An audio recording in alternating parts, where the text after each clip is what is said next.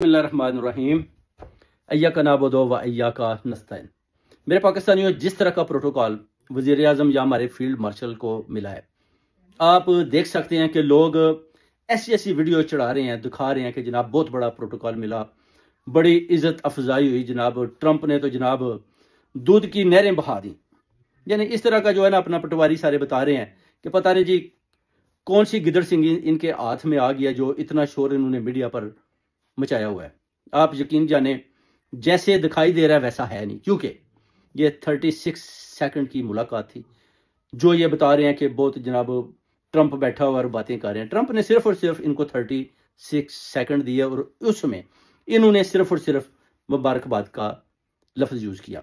और अगर ये आप लोग समझते हैं कि मुलाकात हुई भी है, तो फिर उसमें भी आप देख सकते हैं कि इससे पहले भी जितने भी वजीर आजम या जर्नैल आए, उन्होंने क्या किया, पूरी दुनिया की लड़ाई लाकर अफगानिस्तान बॉर्डर के ऊपर पाकिस्तान के सामने रख दी। और पाकिस्तान की 80,000 लोग जो है ना वो शहीद हो चुके हैं, जैसे कि खान साहब बताते होते हैं। और इन्होंने भरपूर फायदा उठाया। सिर्फ और सिर्फ ये जो पिक्चरें बन रही हैं, वीडियो बन रही हैं और दिखाया जा रहा है कि जनाब बहुत बड़ा जो है ना हमारा जनाब उनके साथ मीटिंग हो रही है, पता नहीं जैसे कि कोई $1 ट्रिलियन ट्रंप से ये लेकर चले हैं। भाई ट्रंप जो है ना, अगर वो कतर के पास आता है तो वो उनको सोने का जहाज देते हैं, तो फिर भी आप देखें ट्रंप जो है ना उनके ऊपर हमला करवाता है और कहता है कि ये मुझे सोने के जहाज से नहीं खरीद सकते। अब शहजादा सलमान को भी देख लें, जो उसने छोटा सा एक कॉन्ट्रैक्ट किया है खाना काबा का और मस्जिद नबवी का। हालांकि अगर वो ना भी करे तो पूरी दुनिया के मुसलमान खाना काबा अल्लाह का जो मकाम है और जो अपना मस्जिद नबवी है उसका जिम्मा उन्होंने लिया हुआ है मुसलमानों ने। कल भी कोई अगर अटैक करता है तो पूरी दुनिया के मुसलमान लड़ने मरने को तैयार बैठे हो। इसमें यह नहीं कि कोई शहबाज शरीफ ने या general field marshal general Asim Munir ने जाकर दोनों ने उधर लड़ाई करनी है। हम भी उसमें शामिल है सब, और मिलकर लड़ाई करने में शामिल है। मगर आप देख लें कि सोने का जहाज देने के बाद भी उन्होंने कतर पर अटैक किया और उसका फायदा किसने उठाया?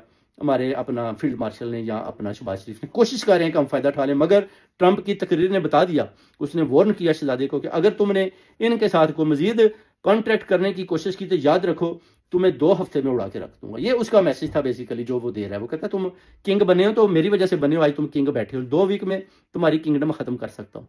कितना बड़ा मैसेज है। और आप देखें इन बेगैरतों को कि ये जाकर ट्रंप के पास बैठे हुए भाई मुसलमानों को ललकार रहे हैं, तो पहले आप तो अपने आप को ठीक करें तो फिर दूसरी बात करें।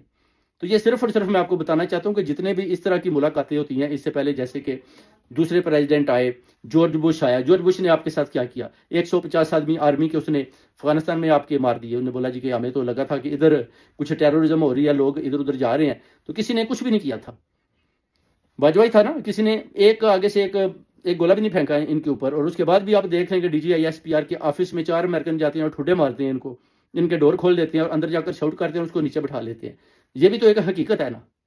और इनका फायदा कौन उठाता है? जब मुलाकातें होती हैं जनरल उठाते हैं, उसके बाद जैली वजीर आजम उठाते हैं, मजहबी जितने भी जैली लोग हैं जो लीडर बने हुए हैं वो उठाते हैं और वो जाकर इस तरह के टेररिज्म में भी हाथ डालते हैं। जिस तरह वो कहते हैं पैसा लेते हैं और कहते हैं ठीक है जी इधर धमाका कर दें, इधर धमाका कर दें, सिंध में धमाके शुरू कर दें जनाब, पाकिस्तान में कर दें, पंजाब में कर दें, KPK में कर दें, बलोचिस्तान में कर दें और उसका मुद्दा इंडिया पर डाल दें। इंडिया भी चलो करता है, इसमें कोई शक नहीं, मगर आपस में ये इस तरह के आप बताएं कि जब इस तरह के काम शुरू हो जाते हैं तो फिर उनसे बचने के लिए आपके पास कौन सी ताकत है? कोई भी नहीं। सिर्फ आप जाते हैं अमेरिकनों के, आप जूते पॉलिश करते हैं, अमेरिकनों के आप बूट चाटते हैं, जितने भी ये प्राइम मिनिस्टर है हमारे, फिर उधर जाते हैं, उधर से पैसा लेते हैं, मांगते हैं, फिर उस पैसे को अपने अकाउंट में डालते हैं और प्रॉपर्टीज खरीदते हैं और बाद में बताते हैं जी कि हम तो आपके साथ चल रहे हैं जनाब, आप हुक्म करें, आप हुक्म करें। सिर्फ और सिर्फ ये पैसा मांगते हैं और उधर से IMF का पैसा भी लेकर पूरी दुनिया से उन्होंने कर्जे लेकर पाकिस्तान को डुबोया हुआ है।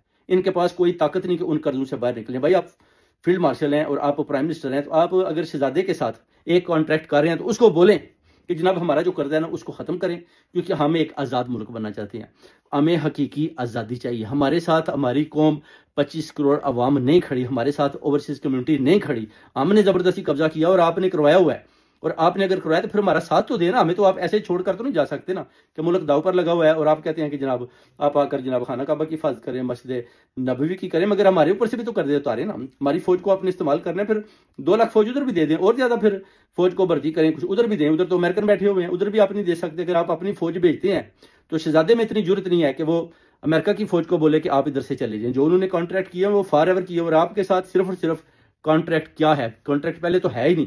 अगर है तो वो इसलिए है कि अगर कोई हमला करता है तो आप आएंगे।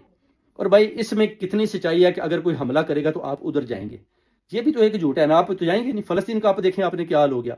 आप एक दिन भी गए फलस्तीन के हक में? आपने कभी असेंबली के अंदर आवाज बुलंद की हो, किसी मजहबी जमात पाकिस्तान की ने किसी किस्म की कोई आवाज बुलंद की हो तो आप मुझे बता दें। सब सिर्फ और सिर्फ झूठ पर मबनी है। सिर्फ और सिर्फ ये सब चोर डाकू आपस में मिलकर मुल्क को खा रहे हैं और लोगों को बता रहे हैं, मीडिया को, वो जी देखें जी शहबाज शरीफ फील्ड मार्शल, आह जी ये जनाब ट्रंप के पास बैठे हैं, बड़ी लंबी मुलाकात हो रही है। भाई क्या हो रही है मुलाकात? मुलाकात में है क्या? इंग्लिश आप दोनों को नहीं आती और ट्रंप को आपकी बात समझ नहीं आती। ट्रंप एक ऐसा दुनिया का एक ऐसा प्रेसिडेंट है जिसको इंग्लिश समझने के लिए भी इंग्लिश ट्रांसलेट चाहिए। अगर आप इंग्लिश बोलते हैं ना, वो कहता है मुझे समझ नहीं आ रही। जो मेरा आदमी है वो आपकी इंग्लिश सुनेगा और मुझे बताएगा कि आप क्या कह रहे हैं। आपने कभी ऐसा सदर देखा है? दुनिया में कोई ऐसा आदमी देखा हो? अगर कोई आपके साथ उर्दू पंजाबी बोलता है तो आप कहते हैं ठहरे, जो मेरा आदमी है वो पहले आपकी बात सुन ले फिर मुझे बताए तो मुझे समझ आएगी। भाई ये हठ धर्मी है, इसलिए इन चीज़ों से बाहर आएं। आप देखें कि हकीकी आज़ादी वो आपने कैसे देनी है और आपने कैसे लेनी है, और इन चोरों डाकुओं से आपने कैसे जान छुड़वानी है, और ये जो कब्जा हुआ है इससे कैसे जान छुड़वानी है ताकि अवाम सुख का सांस लें। कि जैली वजीर आजम, जैली सीएम पंजाब, हर तरफ गदार ही गदार, इनसे कैसे जान छुड़ानी है। भाई पहले तो आप देखें ना, जो लीडर है सच्चा है वो तो अंदर है और जो गदार है वो लंदन है।